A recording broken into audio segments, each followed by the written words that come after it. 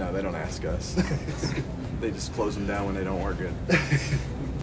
What are your thoughts on the reconfiguration? I don't think it's very good. I think the proper thing to do would probably be to build a short track. The cheapest thing to do is probably just leave the walls where they are and hope for the best. So, I don't think that worked out well for Texas. I don't think it worked out well for Bristol. I don't think it worked out well for Kentucky. I don't think any of those were very good. So, I think if you just keep winging it and don't get the driver's input, you're just going to keep getting the same conclusion. Well, you're friends with Marcus, right? So do you go to him and say something, or do you just, or is it not? Or is it for up to them to come to you?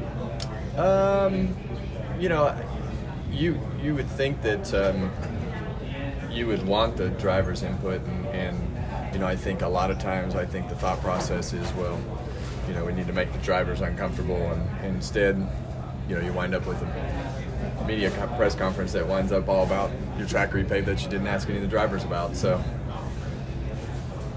it is what it is. So I'm assuming that means that you weren't consulted and you haven't heard any other drivers that had been consulted. I hadn't really asked, so I'm just of the opinion that they don't care. They just do what they want.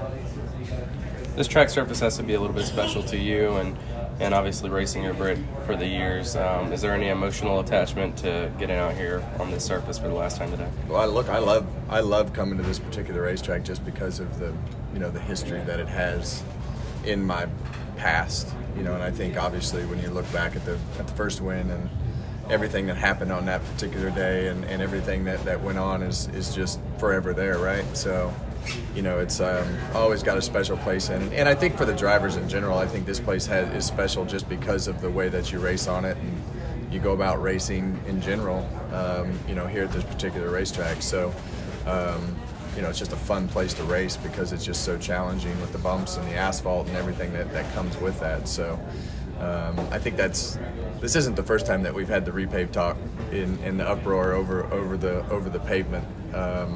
But I think it's the first time that everybody's had the plan pitched on them, 3 days before the race and said, "Oh, iRacing designed this," and I've been in some really, really horrific iRacing events, where the tracks drive nothing like the race cars, and it's not anything, personal against iRacing. You just, you wouldn't design an airplane and go fly it with passengers in it before you tested it. And, I think the input that comes with the knowledge of things that come with, the drivers and the way that the cars are and the things that happen are important. So, you can't have a bunch of suits designing a racetrack. So how do you fix the divide right now between the sport, the entertainment, the drivers, trying to attract young fans? There's an obvious divide right now. How do you fix that divide? I've got too much to do to worry about that. Have you heard anything about that Talladega crash test last week? And I have not. When do you start do you start pressing NASCAR for data on safety in that car? Yeah, the only thing, I think, as we sat in the drivers meeting that NASCAR had with us to show us everything, I think that the most frustrating part of the whole process is the fact that the safety piece to the drivers and the conversation with the drivers, which was asked for by the drivers, was had at the very end of everything.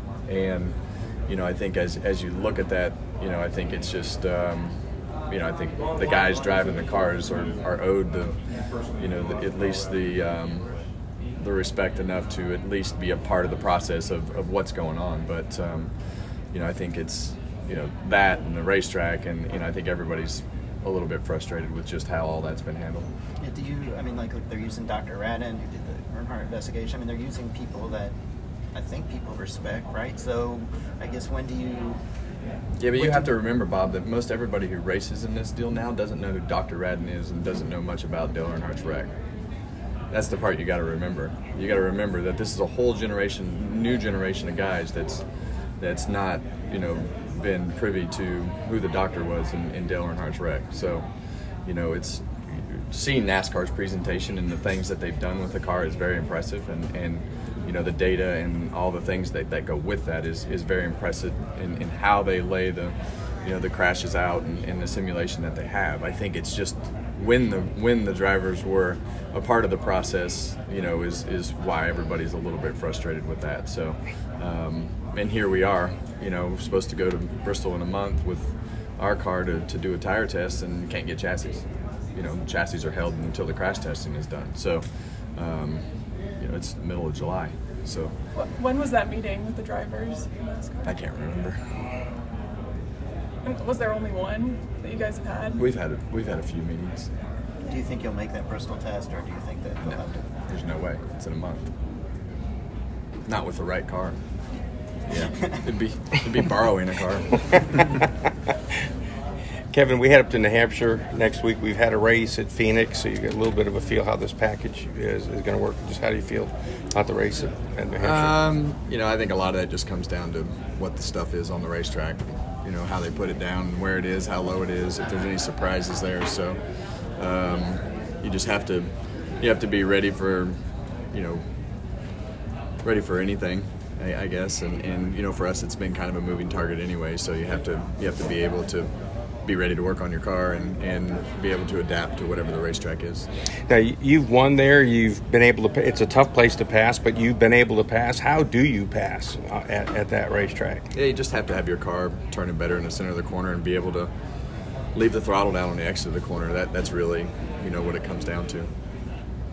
Kevin, you guys raced at Nashville a few weeks ago. How did you feel that the facility looked? You won there before.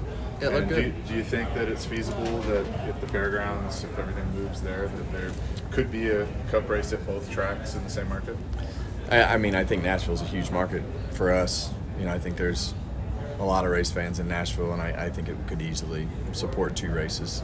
I think honestly the Nashville race for me, it went way better than I thought it was going to go from how the cars raced and the things that happened on the racetrack. So it it was way racier than I thought it was going to be. So, but I don't think two races there is any issue for the city. Any others? Real quick, Kevin, you gave up the Xfinity Series for the most part a couple of years ago. Kyle did yesterday.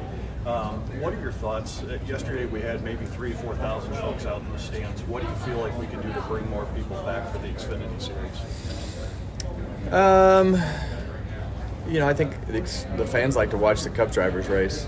So, if that opened up more, could we possibly see you back if you felt like the Cup drivers were more welcome to that series? I just ran last week. That was your second race on quite a while. Yeah. Thanks, though.